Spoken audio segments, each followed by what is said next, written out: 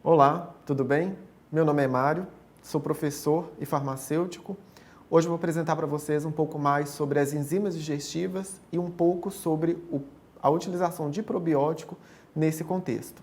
Vamos aqui na tela. Bom, então eu vou começar com uma definição muito simples do que são as enzimas. Elas são proteínas de ocorrência natural que atuam acelerando inúmeras reações bioquímicas que ocorrem no organismo. Elas estão envolvidas no processo digestivo. A gente pode falar que sem as enzimas não haveria digestão, porque as enzimas elas têm um papel fundamental que é quebrar os nutrientes, que são moléculas extremamente grandes, em moléculas menores para permitir que esses nutrientes atravessem as células. A gente tem que lembrar que esses nutrientes precisam atravessar várias células para poder cair na corrente sanguínea e depois ser transportado e ser absorvido por outras células. Então, se não tivessem aí as enzimas ao longo do tubo digestivo, a gente não conseguiria ter absorção de nutriente nenhum. Então, as enzimas são fundamentais aí para o processo de digestão. Como é que elas atuam? Nós vamos ver aqui ao longo da apresentação. Então, como já adiantado, essas enzimas no processo digestivo vão quebrar os macronutrientes em nutrientes menores, em blocos estruturais. Então, como exemplo aqui, os carboidratos. Então, o que formam os carboidratos são os monossacarídeos. Então, quando o indivíduo ingere algum alimento rico em carboidrato, para que esse carboidrato seja aproveitado pelo organismo, ele precisa ser quebrado em moléculas menores, que são os monossacarídeos. Então, os monossacarídeos são os blocos estruturais que vão formar aí os carboidratos. Da mesma maneira, a gente tem os lipídios, que são formados por ácidos graxos. Então, para aproveitar os lipídios, a gente precisa ter enzimas que vão quebrar esses lipídios, essas gorduras, em ácidos graxos. Da mesma maneira, as proteínas. Então, para que o nosso organismo consiga aproveitar as proteínas que estão presentes nos alimentos, nós precisamos ter enzimas que vão quebrá-las em aminoácidos. Então, como já dito também, elas estão presentes aí de maneira abundante ao longo de todo o trato gastrointestinal. Na verdade, desde a boca a gente já possui muitas enzimas, como por exemplo a alfa-amilase, que é responsável aí pela quebra do amido. A gente tem enzimas no estômago, a gente tem enzimas ao longo do intestino, então nós temos enzimas aí ao longo de todo o tubo digestivo. Então, como é que as enzimas atuam? Então, olha só, aqui eu coloquei como exemplo a reação de respiração. Então, a gente tem aí essa molécula de glicose que reage com o oxigênio, produzindo aqui gás carbono e água. Essa é a reação da respiração celular a partir da glicose.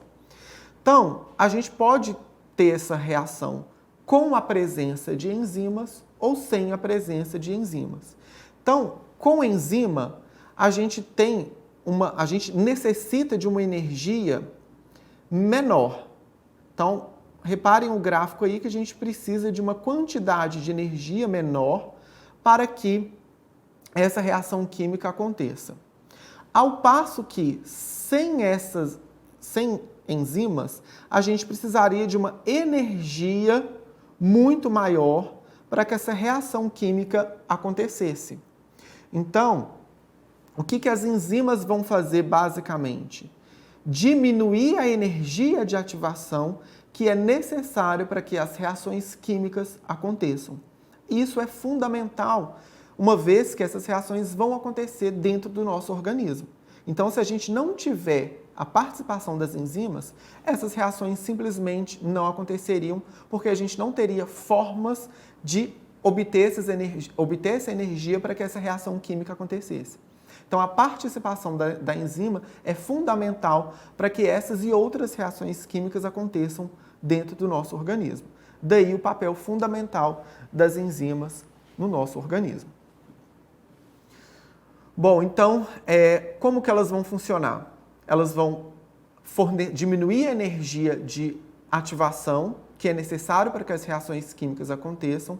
Além disso, elas vão quebrar as ligações químicas existentes nas macromoléculas.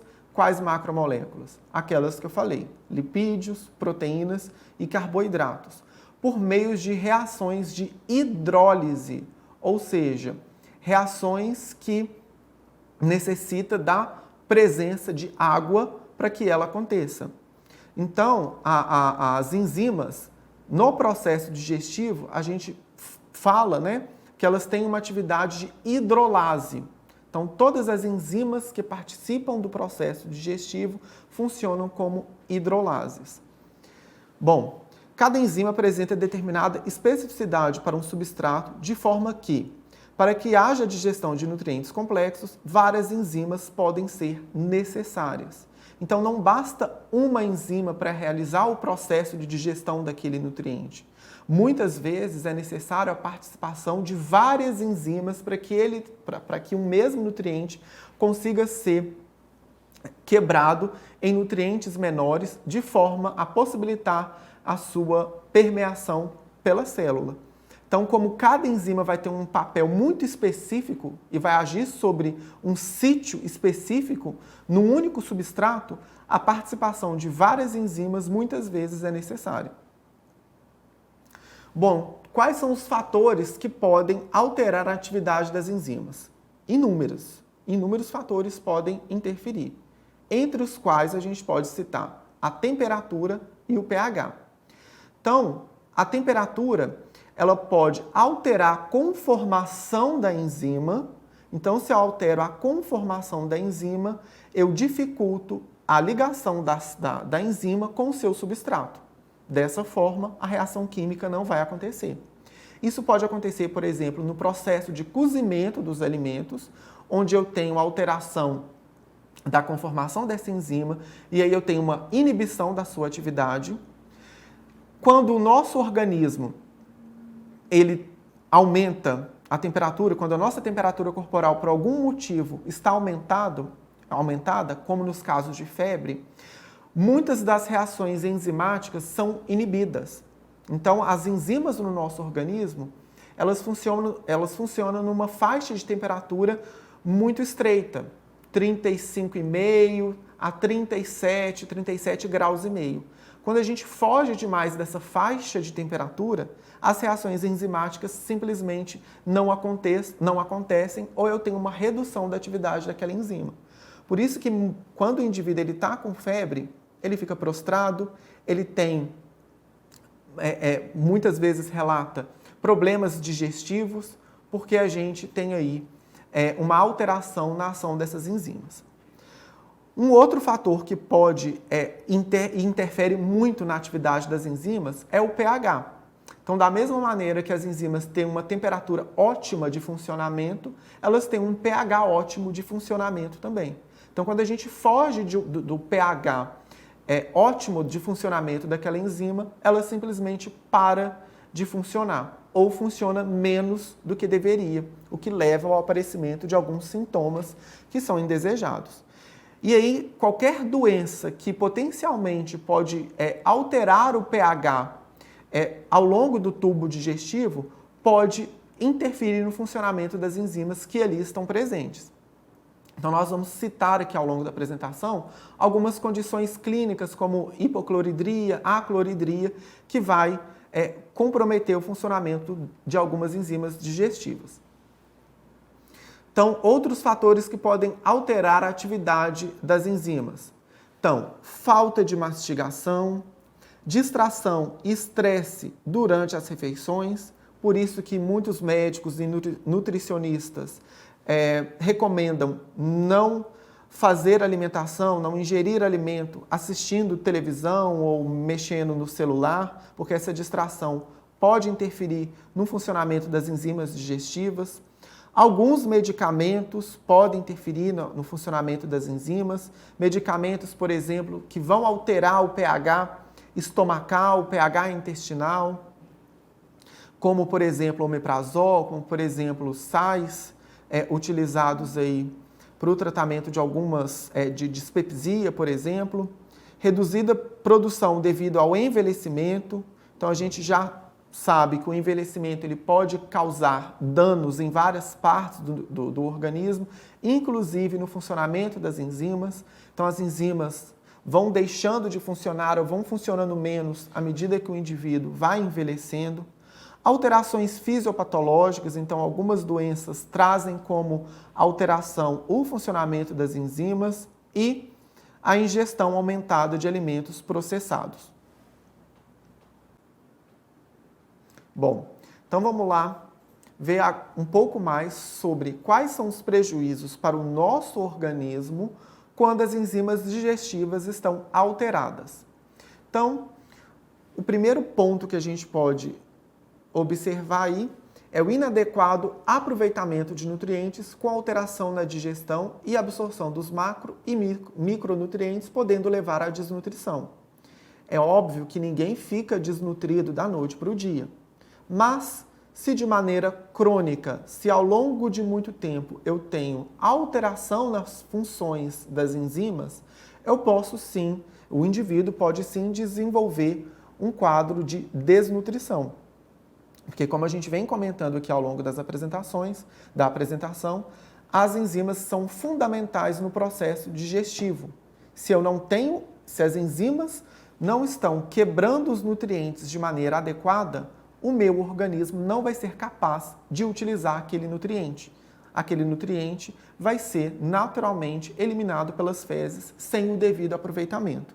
Então, mesmo que o indivíduo faça a ingestão da quantidade e dos alimentos corretos, se as enzimas do organismo dele estão funcionando mal, ou ele tem uma dificuldade de produção, está produzindo menos enzimas, seja por um processo fisiológico, devido ao envelhecimento, seja por alguma doença de base, ele não vai conseguir aproveitar da melhor maneira possível aquele nutriente, ainda que ele esteja presente. Então, a deficiência ou as alterações nas enzimas podem levar a consequências muito mais graves. Uma outra questão é a alteração no equilíbrio da microbiota intestinal, podendo levar à disbiose. Então, a gente precisa considerar que os micro-organismos que fazem parte da microbiota intestinal vão ter disponível para a sua própria nutrição aqueles nutrientes que o nosso organismo é capaz de quebrar. Então, se os alimentos que eu faço ingestão, se eu não tenho enzima para quebrar aqueles nutrientes, os micro-organismos que fazem parte da microbiota intestinal vão ter uma dificuldade maior de utilizar esses nutrientes para a sua própria nutrição. Então, o que eu vou promover na microbiota intestinal é um desequilíbrio, porque apenas os micro-organismos que são capazes de utilizar aqueles nutrientes, independente das enzimas do seu organismo, é que vão conseguir se multiplicar. Então, se eu tenho uma dificuldade na quebra daqueles nutrientes, eu vou favorecer o desenvolvimento na minha microbiota intestinal apenas daqueles micro-organismos que são capazes de utilizar aquele nutriente, mesmo que o seu organismo não produza aquela enzima. Então, com isso, eu vou promover um desequilíbrio na microbiota intestinal, podendo levar à disbiose. Então, essa disbiose vai ser percebida por vários sintomas, como, por exemplo, diarreia, como, por exemplo, aumento da flatulência, como, por exemplo, arroto excessivo, náusea, vômito. Então, tudo isso é sinal de disbiose. Bom, então aqui eu coloquei um slide mostrando as consequências da má digestão de carboidratos. E aí, a má digestão de carboidratos podem levar a efeitos diretos sobre o hospedeiro, como, por exemplo, a alteração na atividade osmótica, o que pode levar a um aumento na quantidade de água no intestino, e isso levar, por exemplo, a quadros de diarreia, e outros fenômenos, podem acontecer, como alteração na motilidade gástrica.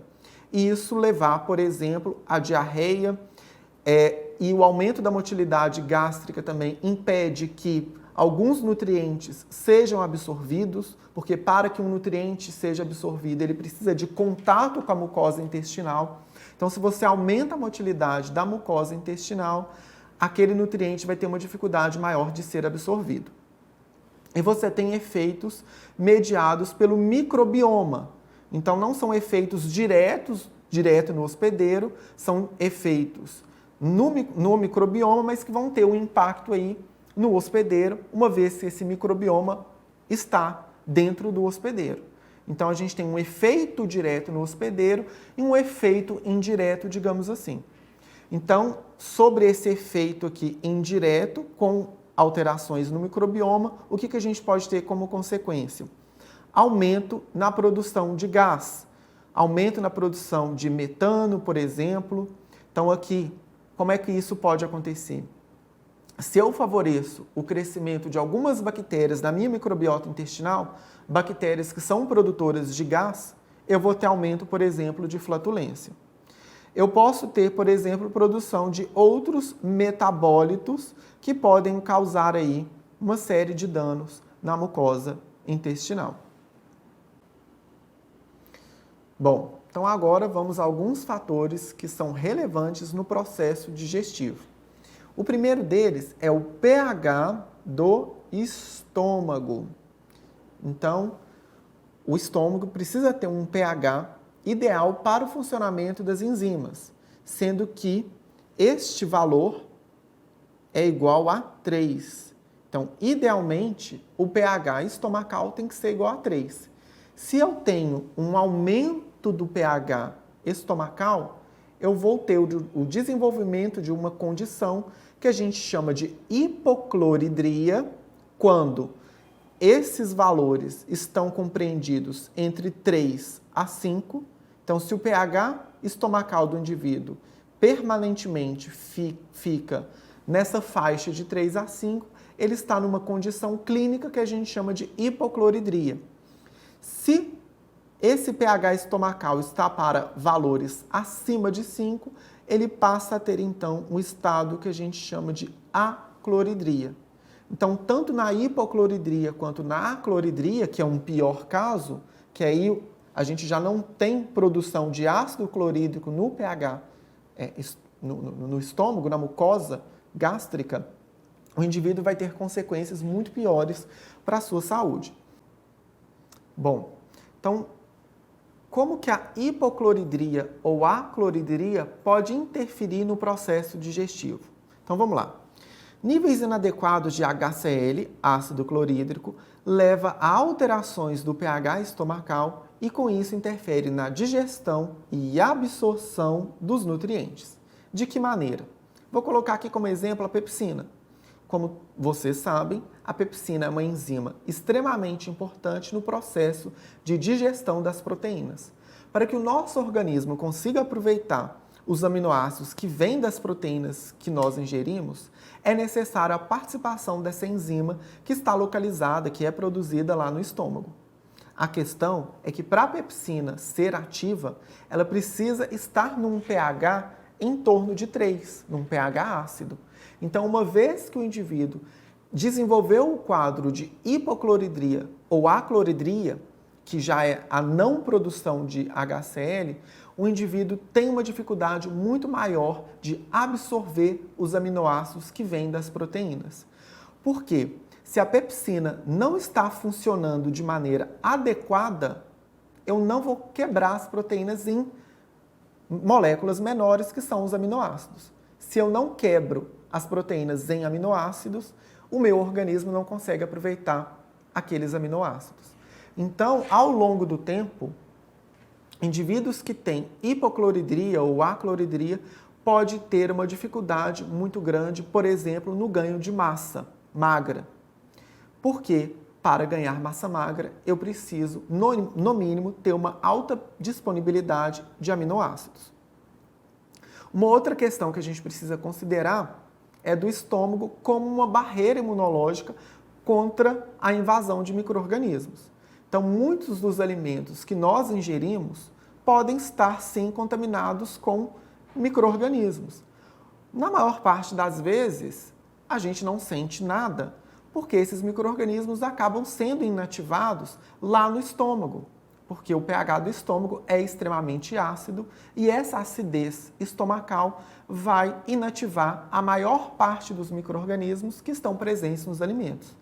Agora, uma vez que o indivíduo desenvolveu o estado de hipocloridria ou acloridria, o pH estomacal dele vai estar alterado, vai estar menos ácido, e esses micro-organismos que não causaria problema nenhum, não causariam uma infecção intestinal, por exemplo, agora vai ter um potencial maior de causar essa infecção, simplesmente porque eles vão passar pelo estômago e não serão inativados, podendo chegar viáveis, então, lá no intestino e acabar causando aí um quadro de infecção intestinal que vai ser manifestado, por exemplo, com diarreia, com vômito e por aí vai.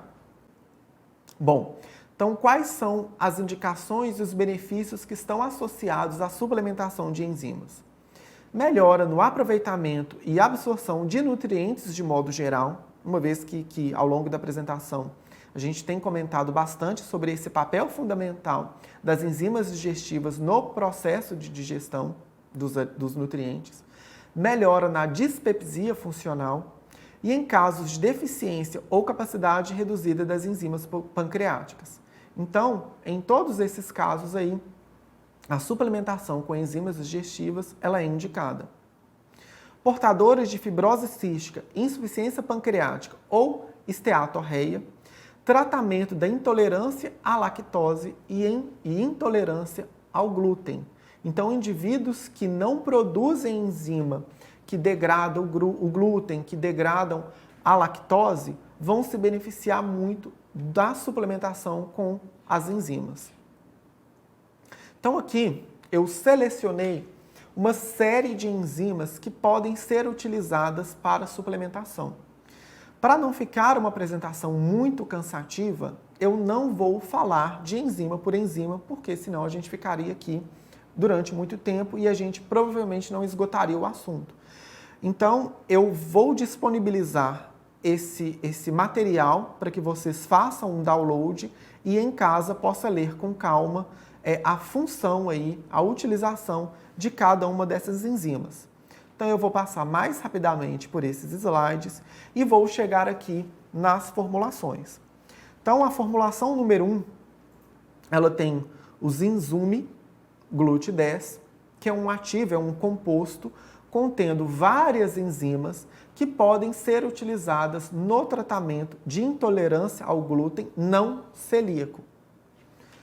Nessa mesma formulação, eu tenho a amilase, que é a enzima utilizada para degradação do amido, a bromelina, que é um conjunto de enzimas também derivadas do abacaxi, que pode ser utilizado aí na digestão de proteínas e outros macronutrientes, a lactase, que é a enzima responsável pela quebra da lactose e, portanto, pode ser utilizado em casos de intolerância à lactose.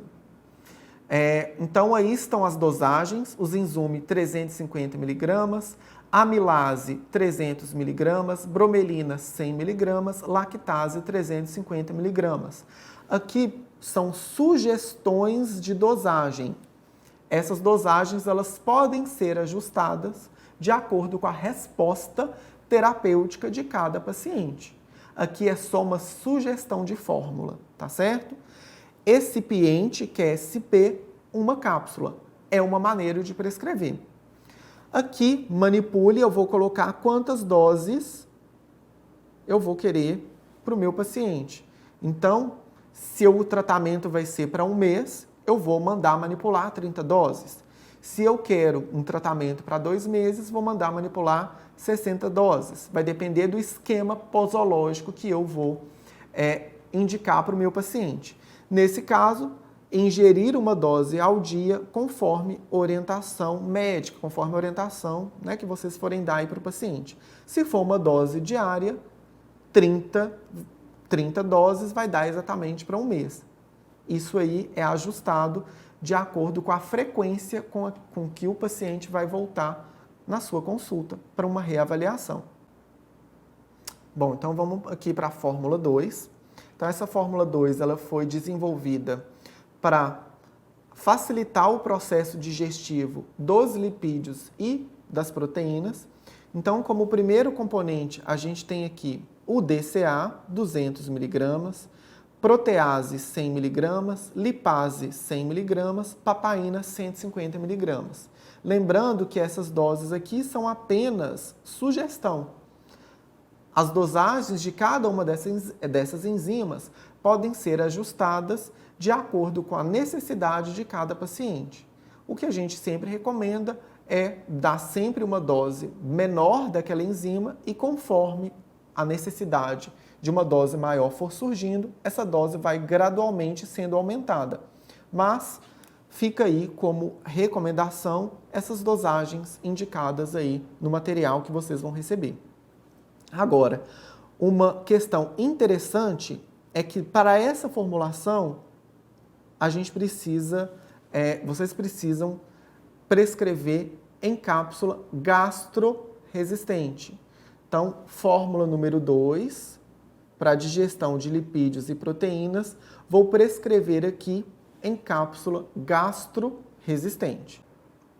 Bom, então para finalizar, vamos à fórmula de número 3, que é uma associação de vários micro-organismos probióticos. Então aqui a gente tem uma série de probióticos, como por exemplo Lactobacillus acidófilos, Thermophilus, Plantarum, Animalis, Reuteri, Longum, Raminosus, a Bifidobacteria infantis e a levedura Saccharomyces boulardii. Então quais são os benefícios que o indivíduo vai obter com a ingestão dessa fórmula?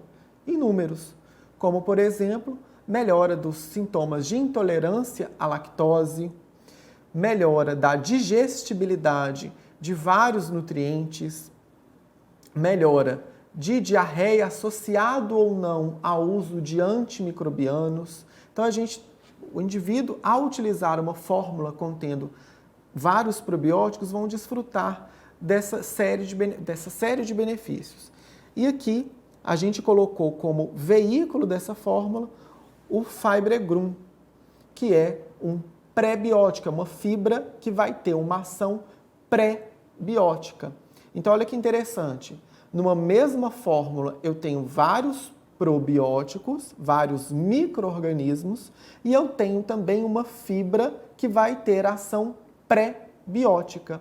Então, nessa formulação, eu posso chamar essa formulação, então, de uma formulação simbiótica, porque eu tenho numa mesma o micro-organismo, que é o probiótico, e a fibra que esses micro-organismos vão utilizar para poder se desenvolver, para poder se proliferar. Então, numa mesma formulação, eu tenho pré-biótico, que é a fibra, e probiótico. Então, essa formulação ela é um simbiótico. Esse Fibregum também vai atuar lá na mucosa intestinal de forma a favorecer o crescimento das bactérias benéficas que estão lá no meu intestino. Então, ele vai ter esse mecanismo adicional. Ele vai ser um substrato para os probióticos que estão contidos nessa formulação, mas vai funcionar também como substrato para o desenvolvimento e a proliferação de micro-organismos benéficos da minha microbiota intestinal. Então, essa formulação ela é muito interessante por esse motivo. Bom, então aqui são as referências utilizadas para a elaboração desse material. Eu vou ficando por aqui e até o próximo vídeo.